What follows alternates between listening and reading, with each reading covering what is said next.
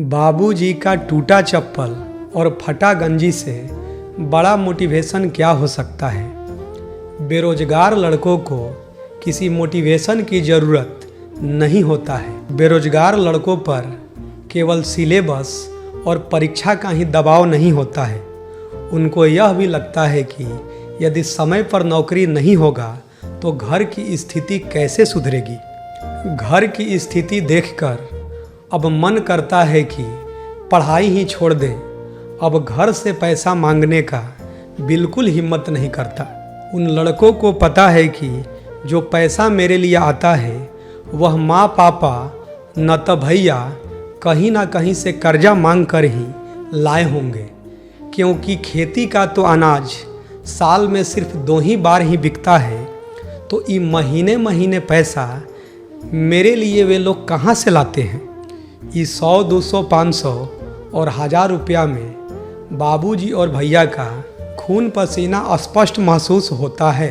फालतू खर्चा तो दूर की बात है, रूम रेंट देने में और कोचिंग का फीस देने में कलेजा कांप जाता है। इतना उम्मीद से पढ़ा रहे हैं घर के लोग, लेकिन यहाँ नौकरी की उम्मीद में बहुत ही अधिक देरी हो रही है।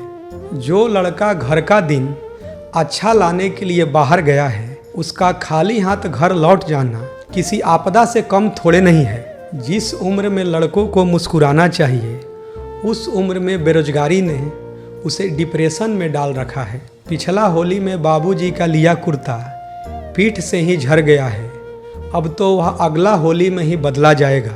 कई वर्षों से हम देख रहे हैं कि एक ही पुराना कपड़ा और जूता बाबूजी कहीं शादी ब्याह में पहन कर जाते हैं और माताजी पुराना सूटकेस से निकाल कर उन्हें देती हैं। और जब वह कहती हैं कि क्यों नहीं कोई नया खरीद लेते हैं, तो वह बोलते हैं कि जब मेरा बेटा का नौकरी होगा उस समय मैं 2 जोड़ा खरीद लूँगा, लेकिन अभी काम चल रहा है तो चलने दो।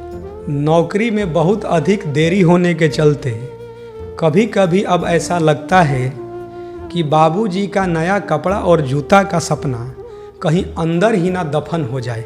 लेकिन उनका बबुआ बाबूजी और माताजी का चेहरा देखकर अपने को संभालता है और फिर दुगनी रफ्तार से मेहनत करना चालू कर देता है।